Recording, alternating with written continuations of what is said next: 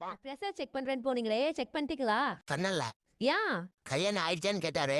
ஆயிடுச்சுன்னு சொன்னா அப்ப கண்டிப்பா பிரஷர் இருக்குன்னு சொல்லிட்டாரு. அதை எப்படி குறைக்கிறதா? நீ உங்க அம்மா வீட்டு போனா குறைஞ்சிருமா? 2 ரவுண்டு கூற போச்சு. அதனால கொஞ்சம் திமிரா பேசி விட்டேன். இது ஒரு குத்தம்னு அடிச்சு வெளியில துரச்சி விட்டாங்களே. சோத்துக்கு என்ன பண்ணுவேன்? உழைச்சு பொழைச்சிக்கிறேன்டான்னு தைரியமா வெளியில வந்துட்டேன். இருந்தாலும் உனக்கு வாய் கொழுப்பு ரொம்ப நான் கோவாலு. உன் மௌரிய பார்த்தா பிச்சை கூட போட மாட்டாங்க. நல்லது சொல்லக்கூடாது இந்த காலத்துல. இதுக்குதான் பல்லவன் பஸ்ல வள்ளுவர் சொல்லிக்கிறாரு, இன்னா செய்தாலும் ஒரு தபா நன்னயம் செய்து விடுன்னாரு. நான் விட்டம் போவையா. അപ്പുകുട്ടാ, നീ എന്താടാ ആലോചിക്കുന്നത്? ഞാനങ്ങ് ബോംബെയില് വീട്ടിലെ കാര്യങ്ങൾ ആലോചിക്കുകയായിരുന്നു. അവളും കുട്ടികളും അവിടെ ഒറ്റയ്ക്കാ. ഈ കുടുംബവും കുട്ടികളും എന്നൊക്കെ പറയുന്നത് വലിയ സംഭവ അല്ലേടാ? പിന്നെ 3-4 ദിവസം അവരെ വിട്ടു നിന്നപ്പോ എന്തൊരാശ്വാസം. என்னடா வர வர பொழுதே போக மாட்டேங்குது. ஒருவேளை சந்தோஷமா இருக்குமா? அதான் நினைக்கிறேன். முன்னையாச்சும் ஏதாச்சும் ஒரு டிப்ரெஷன்ல இருப்போம். அதை நினைச்சு கவலைப்பட்டுக்கிட்டே பொழுது போயிடும். இப்ப எந்த டிப்ரெஷனுமே இல்லாம இருக்க. வேற வழி இல்லை. எவ்வளையாச்சும் லவ் பண்ணி நிம்மதியை கெடுத்துக்க வேண்டியதா. சரி போலாமா? சீட் பெல்ட் போடு. ஏய், லாங் டிரைவ் போறோம்டா, பத்திரமா போகணும் சரியா? இந்தாடி இத போட்டுக்கோ. இது எதுக்கு? உன் வாயில ஒட்டிக்கோ, அப்பதான் எந்த பிரச்சனையும் வராது, பத்திரமா போக முடியும். நீ மூடு, நான் வாயை மூடிட்டு வரேன். ഇലക്ട്രിസിറ്റി ബോർഡിൽ നിന്നാണ്. കറണ്ട് ബിൽ അടച്ചിട്ടില്ല, അടയ്ക്കണം കേട്ടാ. അതിന് ഞാൻ തന്നെ അടയ്ക്കണം. പിന്നെ നിങ്ങൾ ഉപയോഗിച്ച കറണ്ടിന്റെ ചാർജ് നിങ്ങളല്ലേ അടയ്ക്കേണ്ടത്. അല്ല, നിങ്ങൾക്ക് എങ്ങനെ അറിയാം ഞാൻ കറണ്ട് ഉപയോഗിച്ചെന്ന്?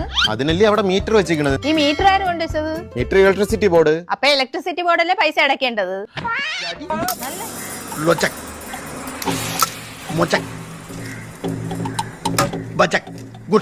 யாரு நமக்கு மரியாதை தரலையோ, யார் நம்மள வேலை பண்ணலையோ அவங்களை விட்டுட்டு தூரமா இருக்கணும்னு சொல்லுவாங்க. ஆனா என்ன பண்றது, நான் அவங்க வீட்டுல தானே இருக்கேன். என்னென்ன சொல்றான் பாருங்க, கம்பி கட்டுற கதையெல்லாம் எடுத்து போறோம். தேவைப்பட்டா யூஸ் பண்றதுக்கு, வேணும்னா எடுத்து வைக்கிறதுக்கு நான் என்ன பொம்மையா? இது வேலைக்காவது நான் கிளம்புறேன். எங்க கிளம்புறீங்க? அன்பு எங்க கிடைச்சதோ அது தெரியும். என் மேல கோவம் வரும்போதெல்லாம் எப்படி நீ கண்ட்ரோல் பண்ற? பக்கத்து மாடு சாணி போட்டிருக்கோம், அதை அள்ளி போடுவேன். அதை அள்ளி போட்டா கோவம் குறைஞ்சிருமா? ஆமாயா, ஏன்னா நீ சாப்பிடுற சாம்பார்ல தான் அள்ளி போடுவேன்.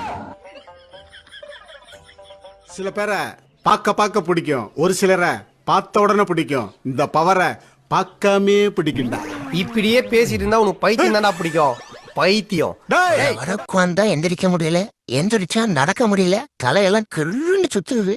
7 கழுதை முடிஞ்சு 8-6 கழுதை வயசு ஆரம்பிச்சிருச்சு. ஒரு கல்யாணத்தை பண்ணி வைங்க, அண்ணன் கேட்க மாட்டேங்கிறாங்களே. போற போக்க பார்த்தா 60ஆம் கல்யாணம் நடக்க முடியல. அதுக்கு ஒரு ஆயா வேணும். நான் ஊருக்கு போயிட்டா சாப்பாட்டுக்கு என்ன பண்ணுவீங்க? சாப்பாடு கிடக்குது, சாப்பாடு. மனுஷனுக்கு நிம்மதி தான் முக்கியம்.